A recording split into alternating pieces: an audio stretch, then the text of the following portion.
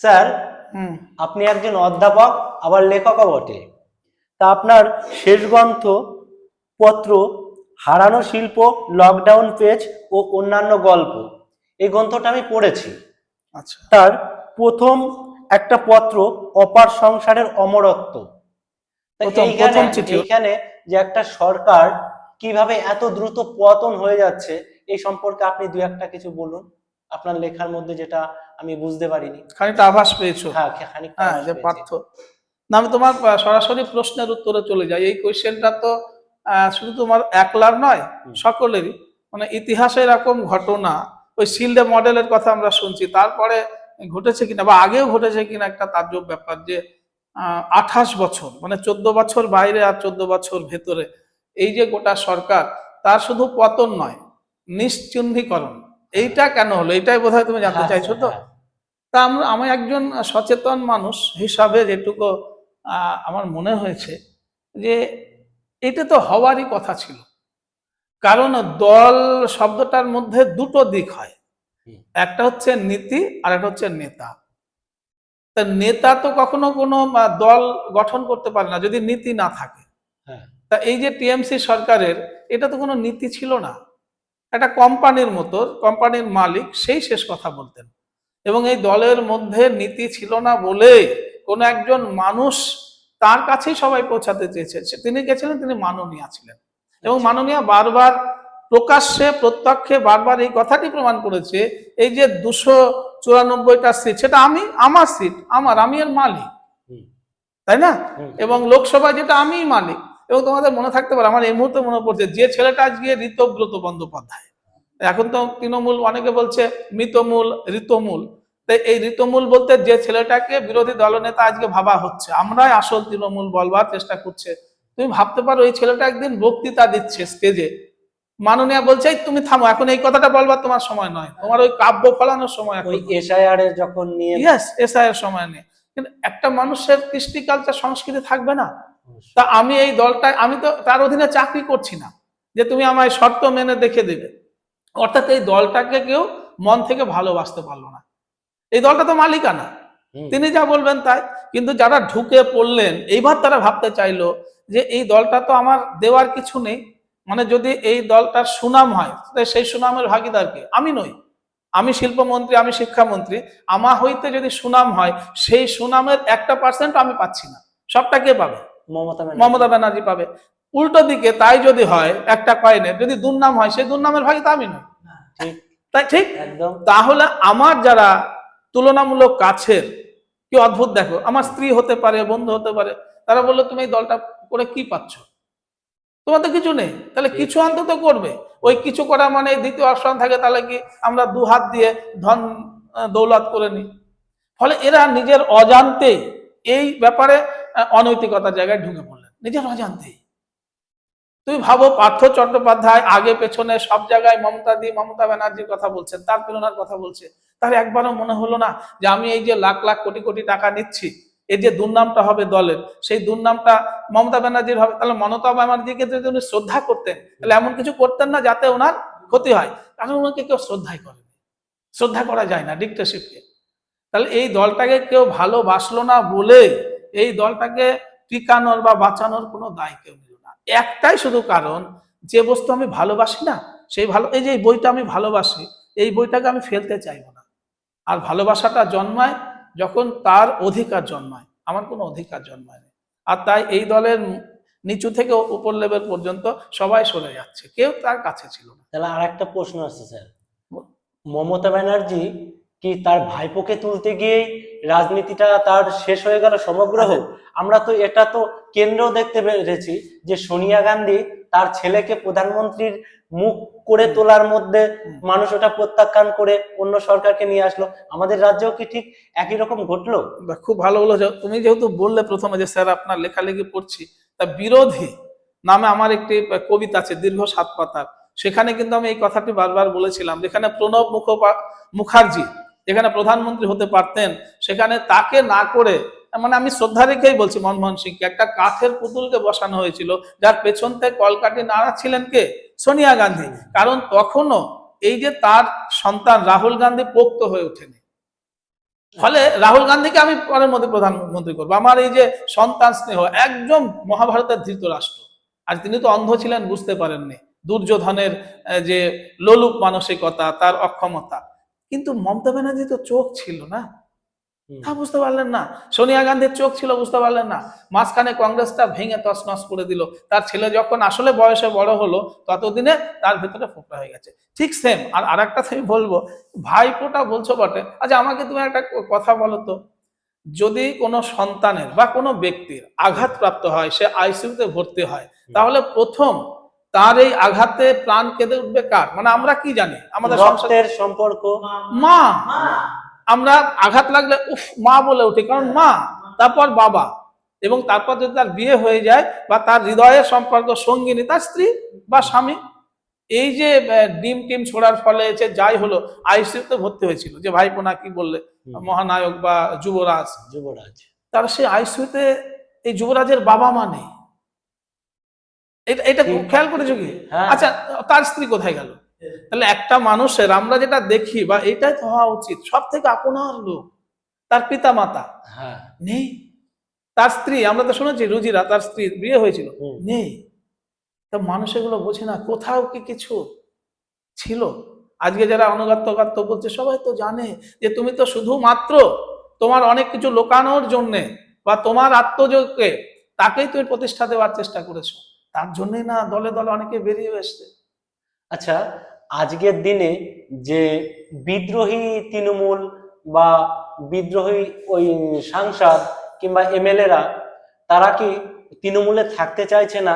তাদের এই চুরি কিংবা তাদের অনৈতিক কাজগুলো এদের সাথে মেশবার জন্য কি মানে এদের সাপোর্টে থাকতে চাইছে, যে হ্যাঁ এদের সাথে যদি একটু গা ঘেঁষিয়ে থাকা যায়, অন্তত আমাকে কোনো পদ না দিক, আমাকে যেন না ধরে, এইরকম কি কোনো ব্যাপার থাকতে পারে? না, দেখো, সবার আগে আমি যেটা বুঝি, সবার আগে তো আমি, হে ভুবন, আধুনিক কবি বলছেন, হে ভুবন আমি যতক্ষণ, মানে আমরা যতই উদার যা হই না কেন, আমি যদি না থাকি তাহলে কি হবে?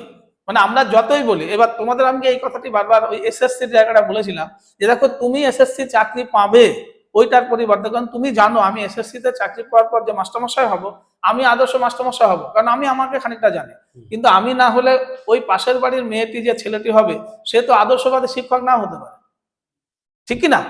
তো অদ্রু যে পথ কাটিয়া ফেলিয়াছি, সেই পথেই তো চলিতে হইবে। আমি তো জানি আমি কি কি করেছি।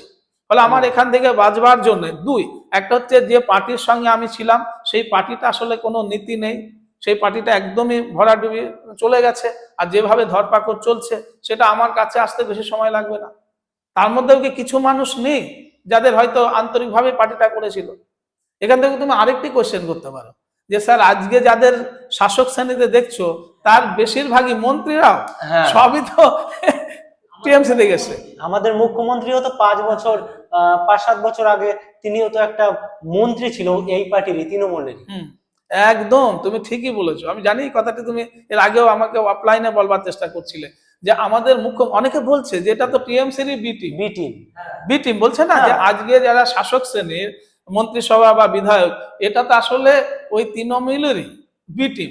আমি বলছি না, তোমরা জানো যে আমি কোনো মানে পক্ষপাতমূলক ব্যাপারটা নয়, আমার যেটা মনে হয়েছে একজন লেখক সত্তা থেকে, কারণ আই ডোন্ট বিলিভ ইট যে একজন লেখক সে কখনো পন্থা হতে পারে না। এই প্রশ্ন আমি পরে বলবো, যে তাহলে এই লেখকগুলো কি লেখক ছিল না, কারা পন্থা হলো, সেটা তুমি জানতে চাইলে আমার মতো করে বলবো। এখন আমি যেটা বলি, যে না, এই যে শুভেন্দু অধিকারী, মাননীয় ট্রান্সফার টু মাননীয়, আজ যে মাননীয় শুভেন্দু অধিকারী, ইনি দলটা থেকে বেরিয়ে আসলেন কেন? কারণ এই মানুষটাই প্রথম বুঝেছিল যে আমি বাংলা বা কিছু দেশের জন্য কিছু করতে চাই, কিন্তু আমি শেষ কথা বলবার জায়গাটায় যাব না। কারণ কেউ একজন যে দলের মালিক, দলের আবার মালিক হয়, ভাবো কি অদ্ভুত, এটা কোম্পানির মালিক হয়, সেই মালিক চায় যে ওখানে যুবরাজের অভিষেক ঘটুক। তাহলে আমি শুভেন্দু অধিকারী, যে মানুষটা ছাত্র জীবন থেকে রাজনীতি করেছি, দ্বার পরিগ্রহ করেনি, আমি ডিভোটেড, কারণ ও বুঝেছিল আমি যদি মুখ্যমন্ত্রী হই, শেষ কথা বলতে চাই, তাহলে আমি দেশের জন্য যতটা কাজ করতে পারি, যুবরাজ আসলে অতটা করবে না। একটু আগে তোমায় বলছিলাম যে তুমি মাস্টারমশাই হবে, কারণ তুমি জানো আমি মাস্টারমশাই হলে অন্তত ফাঁকিবাজ মাস্টারমশাই হবো না, সেই কারণে দেশের সাথে আমি মাস্টারমশাই হবো, ওর হওয়ার দরকার নেই। ক্লিয়ার? সেই জন্য সে দল ত্যাগ করলেন। করে যোগ দিল, তাই না? হুম। এবার বিজেপিতে যোগ দিল, কারণ ওর মনে হয়েছিল যে অন্তত এই লাইনটাই গেলে আমি বিরোধী দলনেতা হব। এইবার আমার দ্বিতীয় প্রশ্ন হচ্ছে এই, যে একটা নীতির উপর যদি দাঁড়িয়ে থাকে, তাহলে তারা বিজেপিতে এসে কিন্তু তৃণমূলীকরণ ঘটাতে পারলো না বিজেপিটাকে, বরং সে নিজে এসে ছোট ফুল মিশে গেল বড় ফুলে। বড় ভুলে। মানে আমি বলতে চাইছি যে যে সমস্ত মন্ত্রী বা আমাদের যে মাননীয় শুভেন্দু অধিকারী বা এখন শিল্পমন্ত্রী হচ্ছেন তাপস বাবু, তারা কি তাদের তিলমণির ঢঙে কথাগুলো বলতে পারছে কি বিজেপিতে? না। কারণ তার তো একটা দল, একটা নীতি আছে, সেই নীতি একটা খারাপ নীতি। হোক ভালো হোক, সেখানে ব্যক্তি কেউ নয়। এবং তোমরা এটাও জানো তার জন্যই না 1 মাসের অধিককাল সময় লাগলো যে তারপরে তার মন্ত্রী তৈরি মন্ত্রিত্বটা করতে। এবং তোমাদের এটাও মনে আছে বিভিন্ন জায়গায় আমরা যাদের যাদের নামে শুনেছিলাম যে এরা মন্ত্রী হচ্ছে, বিশেষ সূত্রের খবর, সূত্রের খবর, মিলেছে কি? না। সবটা মেলেনি। মেলেনি। তার মানেই প্রমাণিত হয় যে অন্তত কোন একটা প্রিন্সিপাল নীতির উপরে এই দলটা, নেতার উপরে নয়। তাহলে নীতিতে মিশে গেল, নেতা রইলো না, তাহলে তুমি কি করে বলছো এটা বি টিম হলো?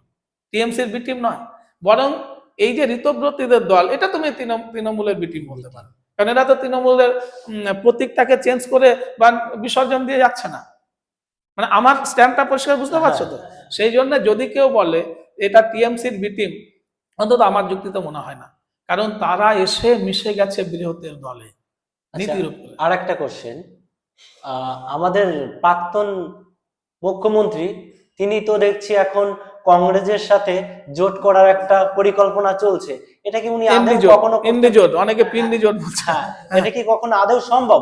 আর যদি সম্ভব হয়, তাহলে তৃণমূলের ইলেকটোরাল বন্ডে যে 3,500 কোটি টাকা আছে, এবার তৃণমূল সিএম যদি কংগ্রেসে চলে যায়, প্রাক্তন সিএম তিনি যদি কংগ্রেসে চলে যায়, তাহলে ওই বন্ডের টাকার মালিকটা কে হবে? কে হবে? তাহলে সেটা তো তাকে এই এই বন্ডের টাকাটা ফেলে থুয়ে রেখে তারপরে তাকে কংগ্রেসে যেতে হবে। এটা কি উনি কখনো করবেন? না, এই জন্য আপনার কি মনে অনেকে হয়? বলছে যে দিল্লিতে গিয়ে এই যে ঘন্টার পর ঘন্টা মিটিং, এইটা কেন? এর পেছনে কি কারণ?